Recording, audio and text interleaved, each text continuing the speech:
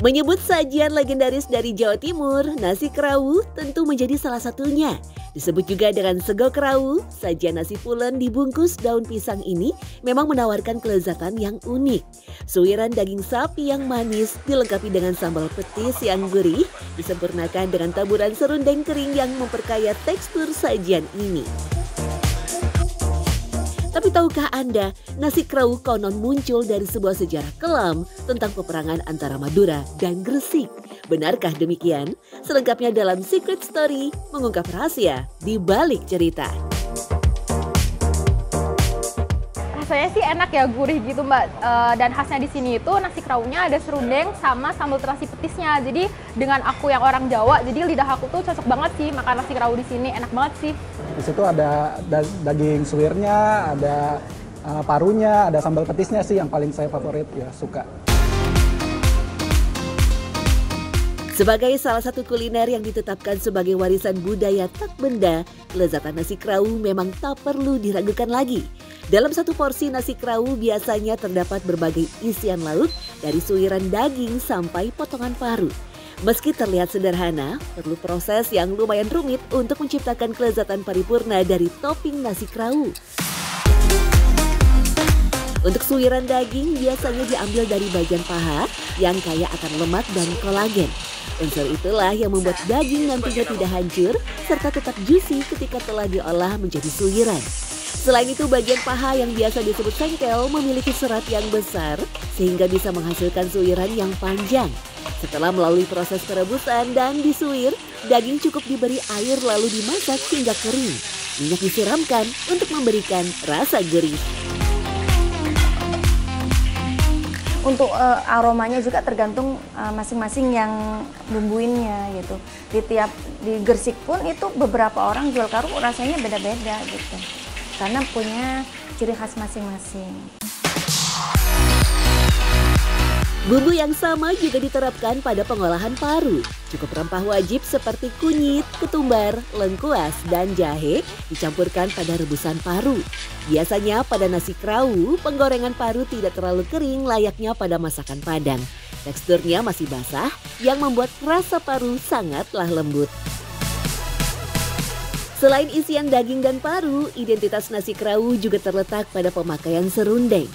Cuma satu, serundeng nasi kerawu biasanya terdiri dari dua macam, yakni serundeng merah dengan rasa yang pedas, serta serundeng kuning dengan cita rasa gurih. Parutan kelapa muda sendiri biasa dimasak sampai 2 jam untuk bisa didapatkan tekstur yang kering. Baru setelah itu, tiap-tiap serundeng dibumbui untuk kemudian dikeringkan lagi selama 2 jam. Total, pengolahan serundeng bisa memakan waktu lebih dari 4 jam. Sebenarnya basah itu enak ya. Kalau basah enak, rasanya lebih berasa ya. Cuman nggak awet gitu. Harus dikeringin biar bisa lama gitu, bisa 3-4 hari gitu. Kalau misalnya makanya kita langsung stok banyak biar bisa untuk beberapa hari gitu. Karena bikinnya kan lama gitu. Iya. Dalam seporsi nasi kerawu, hal yang paling unik tentu keberadaan sambal petis. Ya, alih-alih disajikan sebagai cocolan, petis dihaluskan dengan cabai, terasi, bawang merah, serta garam untuk dijadikan sambal khas nasi kerawu. Rasa dari petis membuat sensasi sambal tak hanya pedas semata, melainkan penuh dengan rasa gurih. Hal ini pula yang membuat sambal petis mampu menyeimbangkan rasa dari suiran daging yang cenderung manis. Tak hanya itu saja, pembungkus daun pisang juga menyumbangkan aroma yang khas pada nasi kerawu. Karena aroma daun pisang itu bikin nasinya jadi lebih wangi. Itu intinya sebenarnya. Sebenarnya di awal kami jualan juga ada yang bungkus daun pisang itu. Cuman karena untuk mengajari orang pegawainya itu kan agak susah ya Mbak. Nggak semua orang bisa. Jadinya ya kita pakai alternatifnya pakai box atau pakai bowl gitu. Kecuali kalau orderan khusus gitu ya bisa dibuatkan. Dalam beberapa catatan disebutkan, keberadaan nasi kerawu justru muncul setelah penyerangan Pangeran Cakraningrat dari Sampang di tahun 1700-an ke wilayah Gresik yang saat itu sedang ditinggalkan oleh bupatinya. Kabar itu pun sampai pada Kiai Tumenggung Joyonegoro, sang Bupati Gresik yang sedang menghadiri pertemuan besar di Mataram, Yogyakarta. Penguasa Mataram kala itu kemudian meminta Bupati Ponorogo untuk membantu membebaskan Gresik. Pertempuran besar pun terjadi.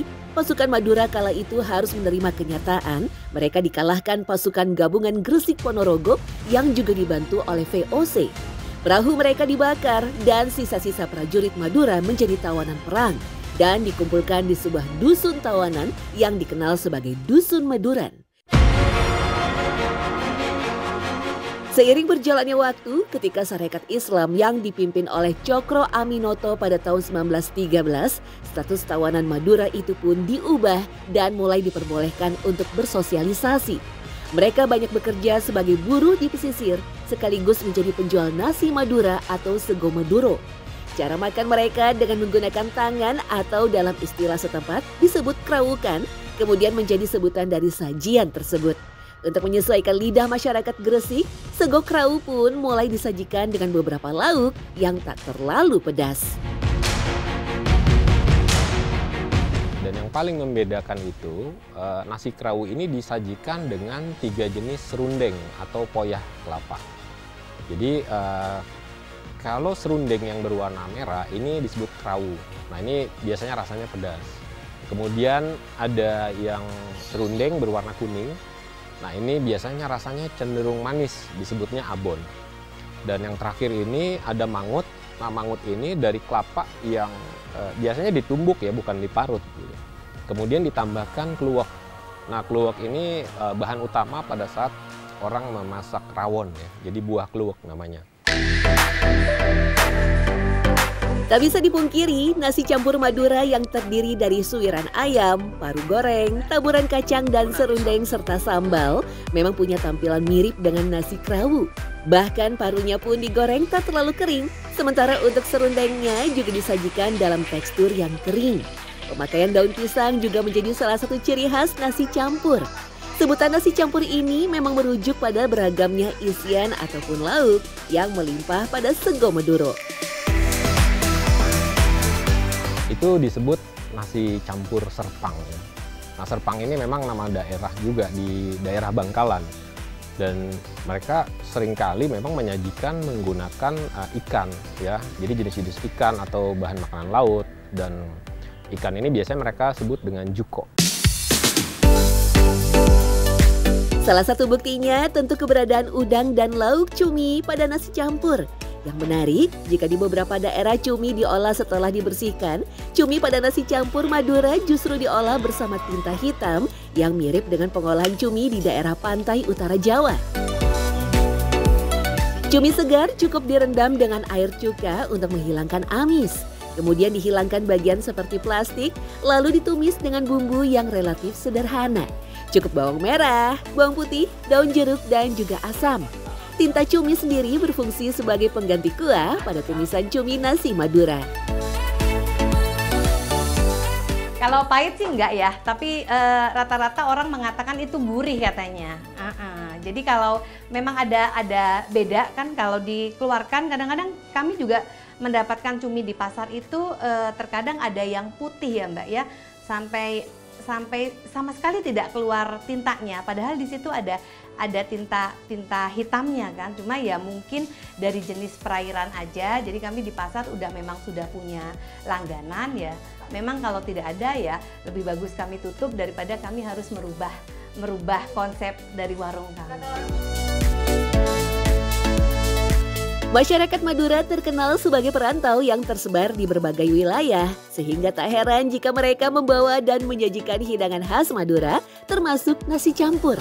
Secara keseluruhan, sajian nasi campur Madura menjadi cerminan dari perjalanan panjang budaya Madura yang kaya akan tradisi dan adaptasi dalam menghadapi perubahan zaman.